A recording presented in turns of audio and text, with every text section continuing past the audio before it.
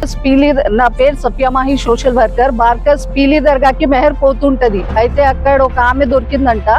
ఆమె చెప్పిందంట ఎన్ని పిల్లల్ని కానీ అడిగితే ఈమె చెప్పిందంట ఒక కూతురు అడాప్ట్ చేసుకోవచ్చు కదా అంటే ఆమెకు చెప్పిందంట ఎవరిస్తారు ఈ దినాల్లో, ఎవరిస్తుండ్రో, ఎవరికి పిల్లలు లేరు అని చెప్తే ఆమె చెప్తూ నా దగ్గర ఉన్నారు ఇలా అమ్మేటోళ్ళు ఉన్నారు, అమ్మాయి ఉంటే 5 lakhs రూపీస్, బాబు ఉంటే 7 lakhs రూపీస్ అని చెప్పిందంట.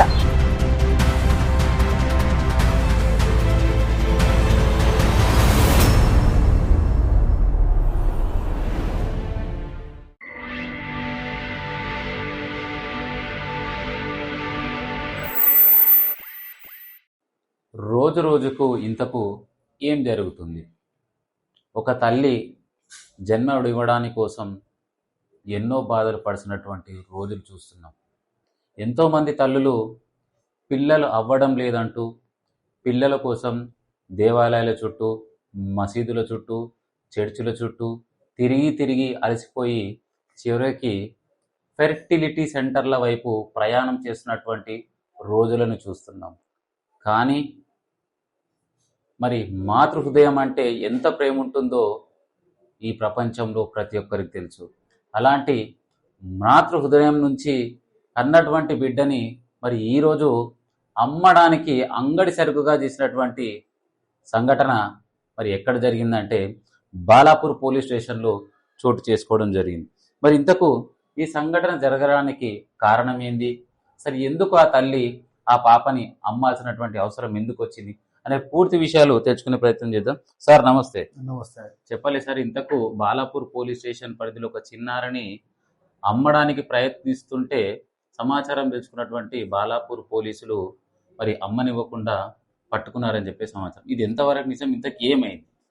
నిన్న సాయంత్రం అందాజు 6 గంటల సమయంలో బాలాపూర్ పోలీస్ స్టేషన్ పరిధిలో షాహీన్ నగర్ జేజీఆర్ గార్డెన్ ఏరియాలో ఒక మహిళ ఒక చిన్న బేబీని, అప్పుడే పుట్టిన ఒక 2-3 రోజుల బేబీని తీసుకొచ్చి అమ్మడానికి ప్రయత్నం చేస్తుంది. మాకు సమాచారం రాగానే వెంటనే మేము మా సిబ్బందిని అక్కడికి పంపించేసి రైడ్ చేసి ఒక లేడీ వహీదా ఖాతున్ అనే లేడీ, ఆమె బార్కాస్లో ఉంటుంది, ఆ లేడీని కస్టడీలోకి తీసుకొని ఆమె దగ్గర నుంచి కూడా ఒక చిన్న బేబీని కూడా రెస్క్యూ చేయడం జరిగింది.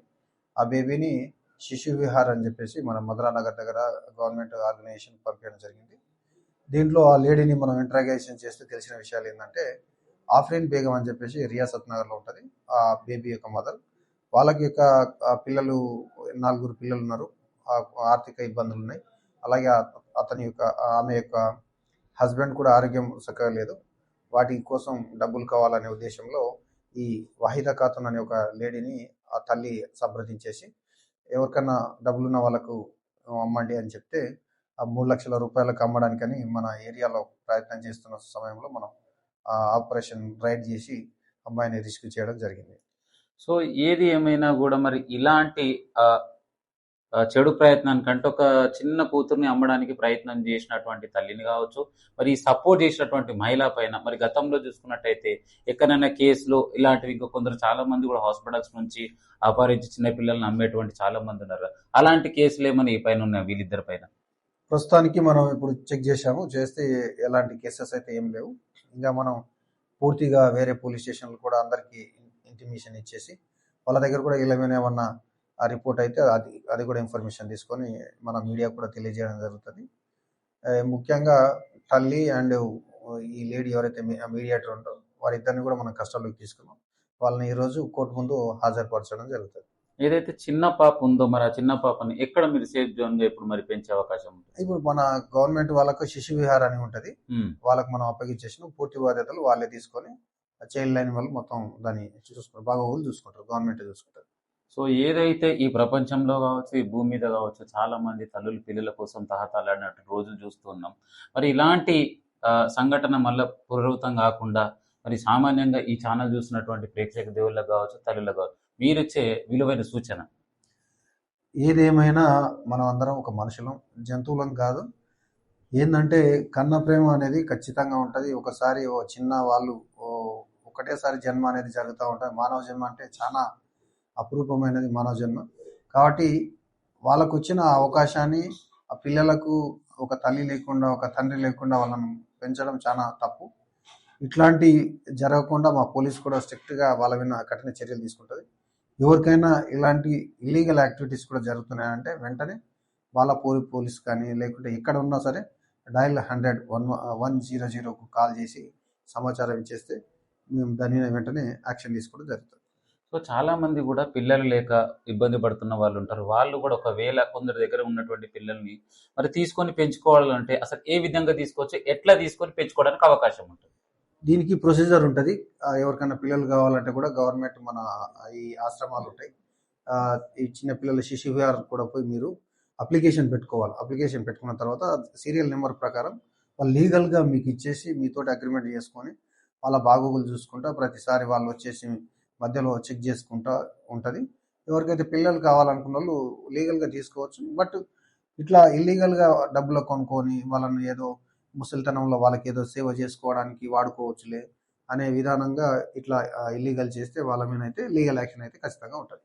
సో ఏదైతే బాలాపూర్ పోలీస్ స్టేషన్కి సంబంధించి ఇప్పుడు మీ దృష్టికి వచ్చింది కాబట్టి మీరు మీ లీగల్ టీమ్ తోటి యాక్షన్ తీసుకుని త్వరగా క్యాచ్ చేయడం జరిగింది. దృష్టికి రాకుండా ఇప్పటి వరకు ఏమన్నా ఇలాంటి కొనసాగినట్టు ఏమైనా సమాచారం ఉందా? మన దృష్టికి వచ్చిందంటే వెంటనే కేసు కావడమే ఉంటుంది.